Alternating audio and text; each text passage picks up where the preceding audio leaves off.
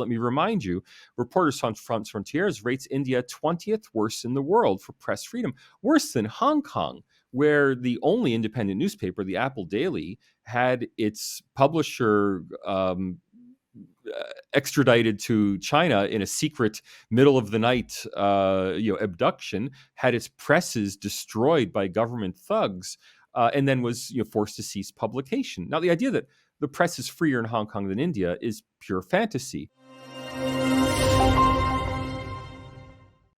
India this week has been in the world headlines, mainly because the outcome of the general elections for the parliament, or the lower house of the parliament called Lok Sabha, and the results have been somewhat unexpected for pollsters, if not for political parties, and it has created a bit of a churn in India's political scenario. But does this churn and this government formation that is likely to happen over the weekend portend anything different for India's foreign policy or its democracy, is something that we need to discuss on this program. You're on Strat News Global. I'm Nitin Gokhale.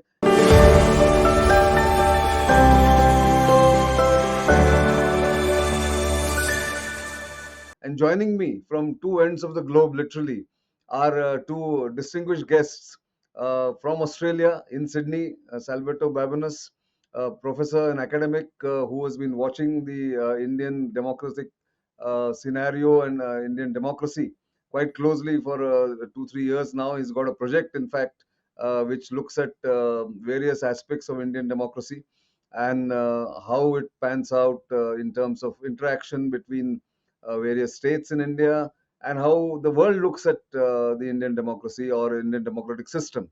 And from London, joining me, old friend Rahul Ray Chaudhary, senior fellow at the IISS, the International Institute of Strategic Studies for South Asia and Central Asia. Welcome both of you, and it's always good to get two of you together here, first time perhaps, but many more occasions perhaps in the future. So thank you for joining us here. So let me begin with Salvatore. Um First impressions that you gather now that we are 4 days down the line from the election results in India on the largest election or electoral exercise that we have carried out in India, and peacefully. Also, the outcome has come in within a day or so, which is a marvel for the world, I'm sure. But first impressions that you have, Salvatore. Well, the first impression is more of the same. India have held, I believe it's the 18th democratic election in India with a minimum of poll violence. There was some scattered violence in West Bengal, from what I've read, with no serious allegations of any irregularities at the polls. The Electoral Commission of India came under attack for very minor questions about decisions and penalties it made, but they were truly nitpicky, all of the criticisms I saw. Essentially, India held yet another free and fair election that meets all of the standards we would expect of an election in a well-established Western democracy. And that story, unfortunately, has not made it through to the Western institutions that examine the health of democracies. But anyone who closely follows Indian politics will know that that's true. Great. Rahul, your first impressions of the outcomes, more because you're also of Indian origin and, of course, see South Asia in a larger context. What do you make of the election result? Thank you, Nitin.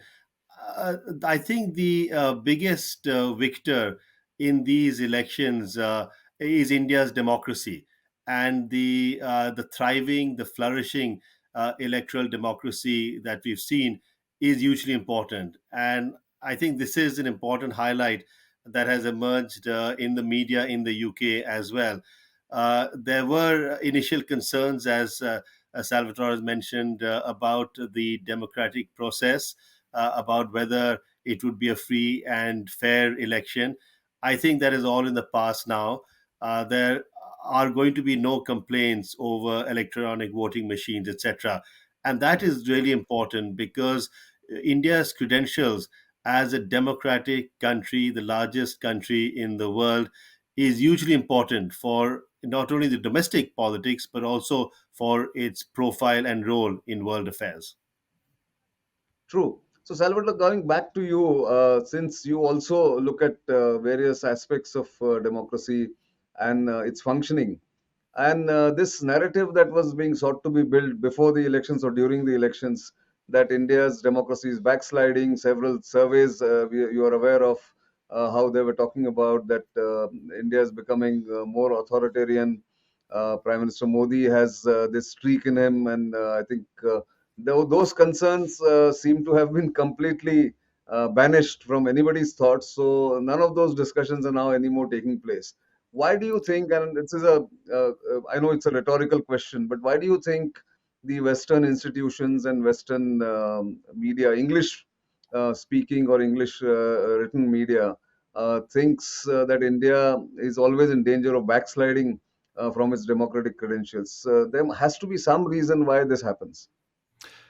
Well, first of all, let's be fair. The media always believes that every country is in danger of backsliding on democracy. That's what gets clicks, is democratic backsliding. But India has been rated very poorly, mostly on the basis of surveys conducted in India and mostly focused on press freedom and freedom of association. When you unpack the quantitative indices, the key drivers of the decline in India's performance on democracy indices comes down to a few questions about freedom of the press and freedom of association. Those freedom of the press questions, again, when you drill down, come to the surveys that are done by Western organizations like the Rise of Democracy Institute or like the Reporters Sans Frontières, who ask Indian journalists about the government interference in the press. Now, the qualitative answers they give are very, very negative. Now, we don't know who they're surveying. I'm guessing they're not surveying you. I don't know, and they won't tell us whether the people they're surveying are journalists at major print and broadcast news organizations, or if the journalists are independent journalists, independent reporters, citizen journalists.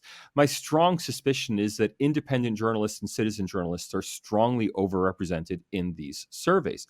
I say that because when I look at the quantitative data, I can't find any evidence of repression of the press in India. So, for example, the Committee to Protect Journalists lists 6 journalists in India as being currently in prison.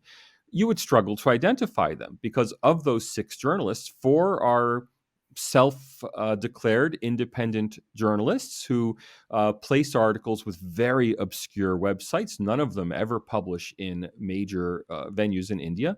And 2 of them are reporters for, again, they're associated with particular websites, but for very obscure websites. Not a single person who you would see regularly on television or see regularly in print or have any awareness of in India as a journalist has been in prison. Now, there was one example, a journalist associated with The Wire, and that is a very complex case. He's no longer in prison.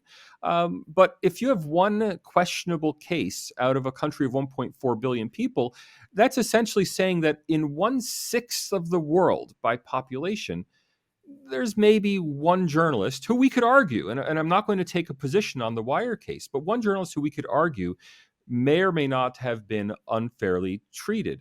That's certainly no basis for the kinds of ratings India has. Let me remind you, Reporters Sans Frontières rates India 20th worst in the world for press freedom, worse than Hong Kong, where the only independent newspaper, the Apple Daily, had its publisher extradited to China in a secret middle of the night abduction, had its presses destroyed by government thugs, and then was forced to cease publication. Now, the idea that the press is freer in Hong Kong than India is pure fantasy.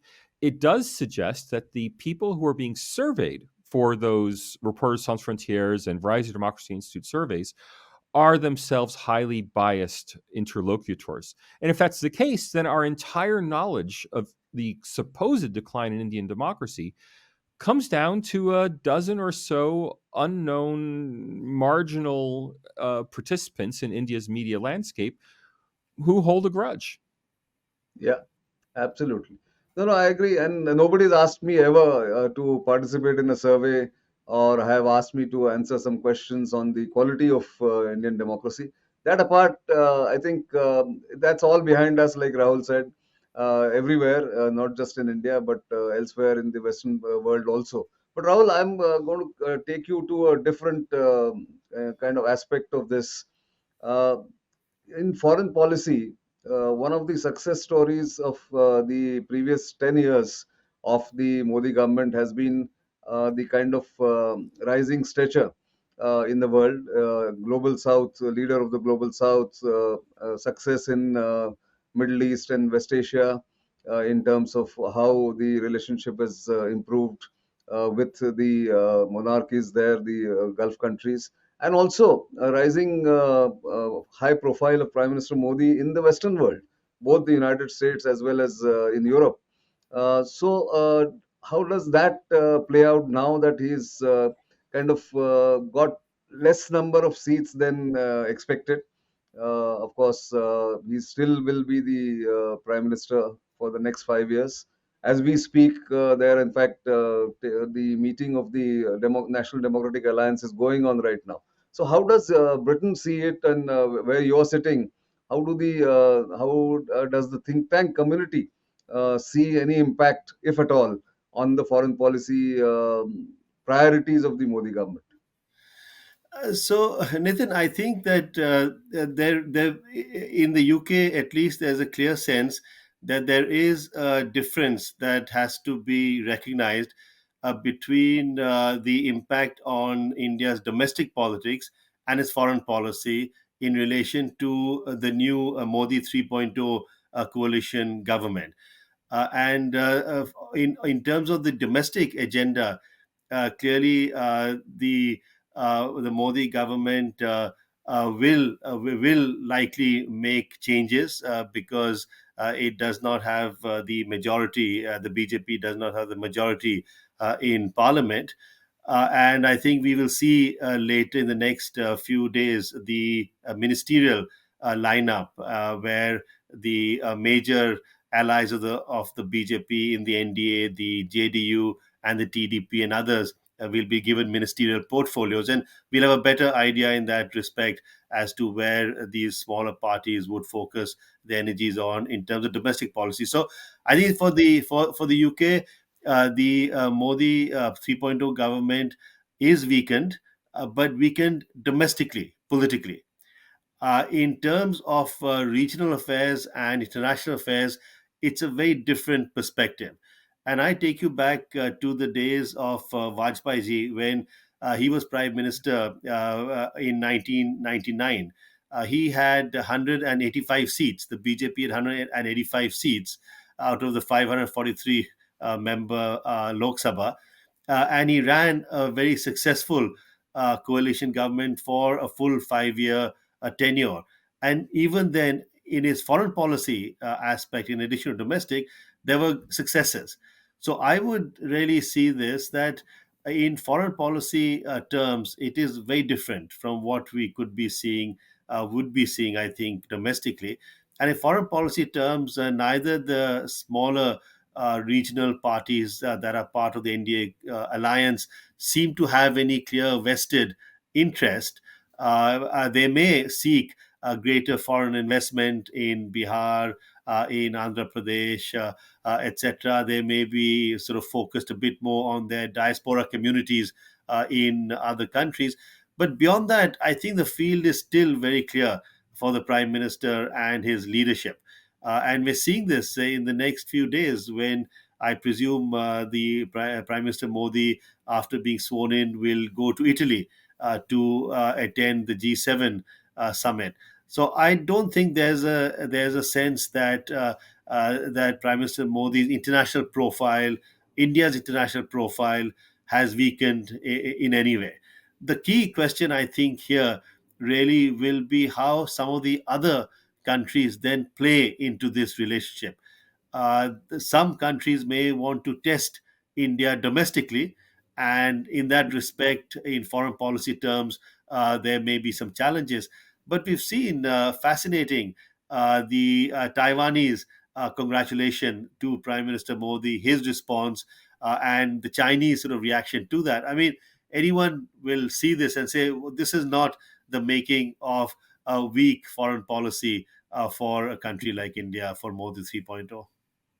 Absolutely. I think you're bang on because he's actually repeated what the government in 2014 had done, where the Taiwanese representative in India, trade representative as the ambassador is unofficially called, was actually invited to the inauguration ceremony or the swearing in ceremony of Prime Minister Modi 1.0. Then in 2019, it was avoided because of the kind of pressure that China was putting, and maybe for some other reason.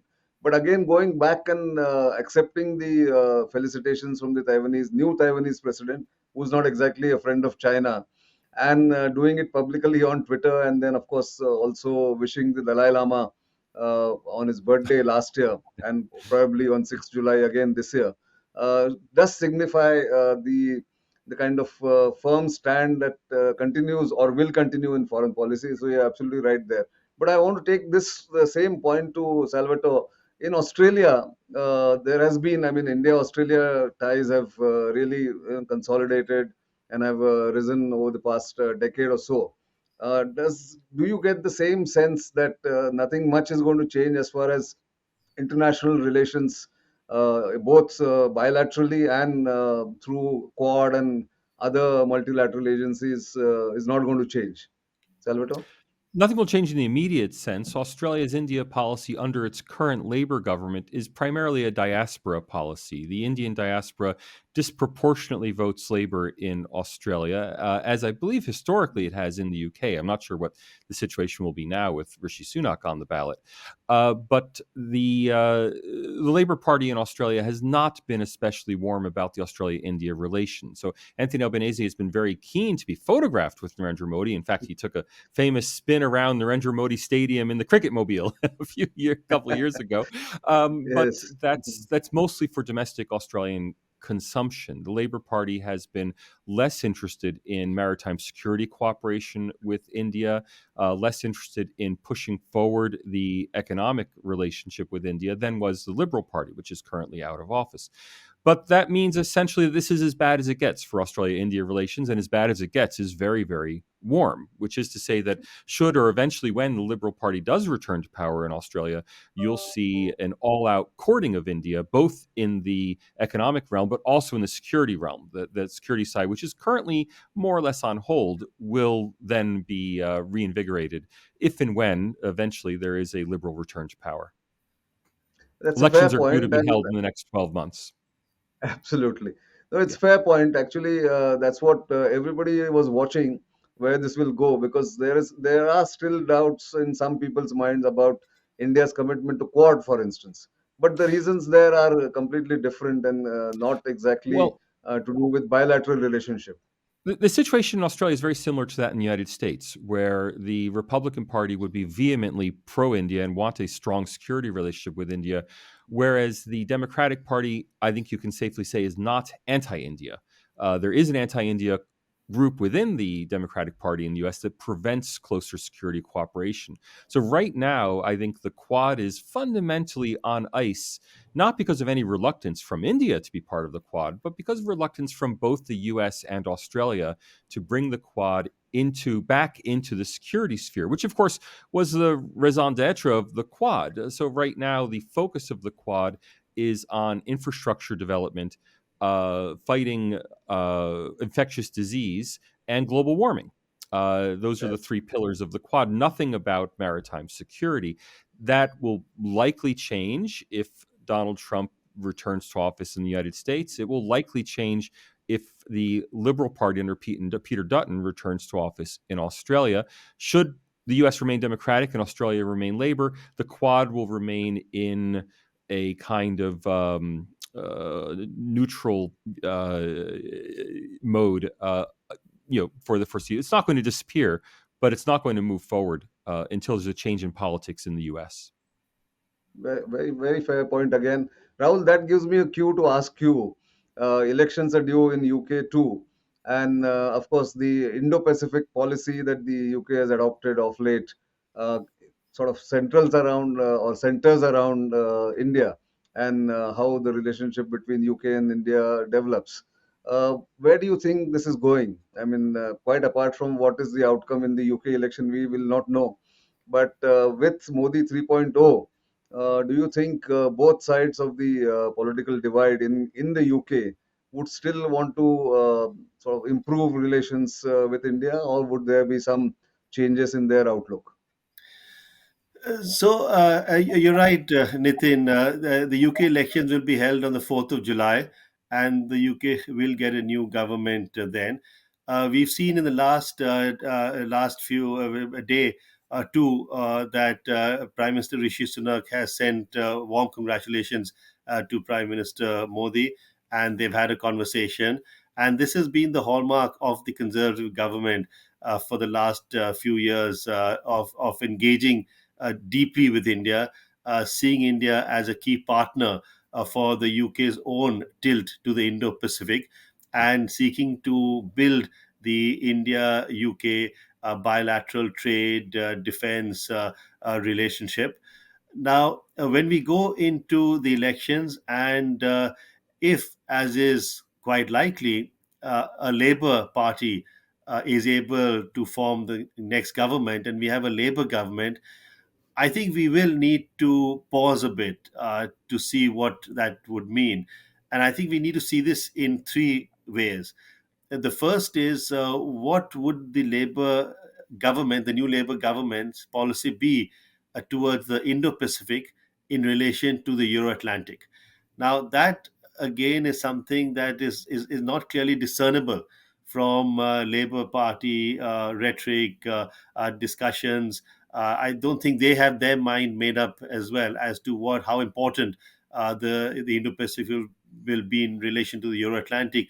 There have been some voices in the Labour Party of some influence that have said, well, the Indo-Pacific is not as important as the Euro-Atlantic, and the Trump sort of expectation of Trump coming in, etc. The Russia-Ukraine war, all those factors.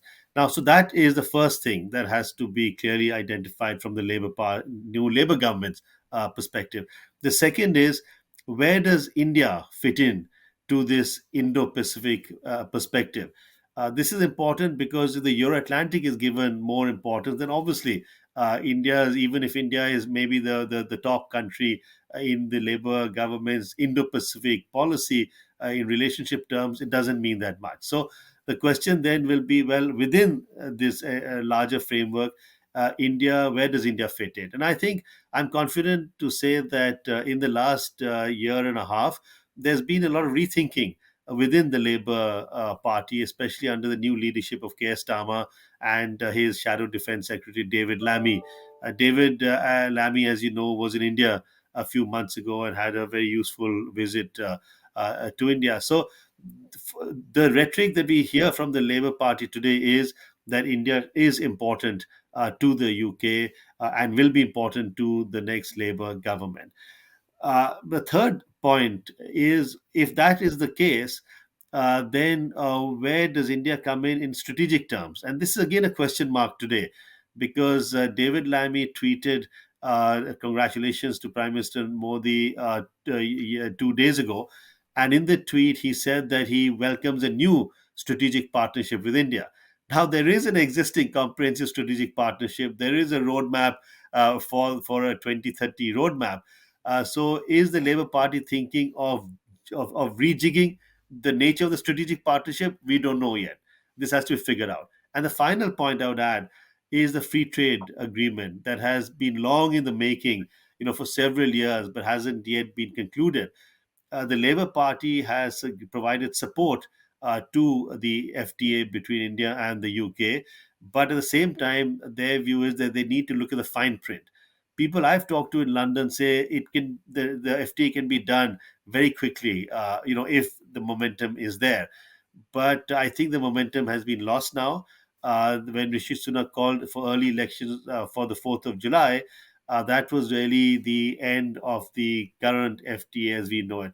So it will go to the Labour Party. Now, when the Labour Party examines the FTA, they will have to look at it in relation to the priorities, whether it's Indo Pacific or Euro Atlantic. Where does India figure in this? What is the strategic nature of the relationship? So there is a lot of thinking that needs to go into this from the Labour Party stroke Labour government side, which is why I'm not fully confident to say that it will be business as usual. We just have to wait and see.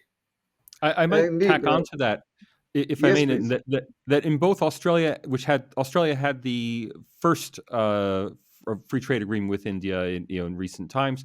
The UK agreement is to some extent modeled on the Australian agreement, but in both cases, India's top priority is not actually trade in these agreements. India's top priority is visas. And Hmm. so it ties into the immigration debate, both here in Australia and in the UK, where immigration has become a highly controversial topic. Now, I don't know the Labour's position in the UK immigration debate. That's something for you, Rule, to answer. But that's going to be an issue much more than what India might export to the UK. True. I think, Rahul, if you just want to respond to that Sure. visa thing, and then we'll wrap up here.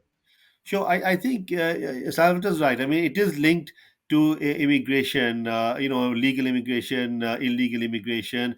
But even the Labour Party, has a policy of controlling immigration. I mean, the Conservatives have, government has, the Labour Party will have.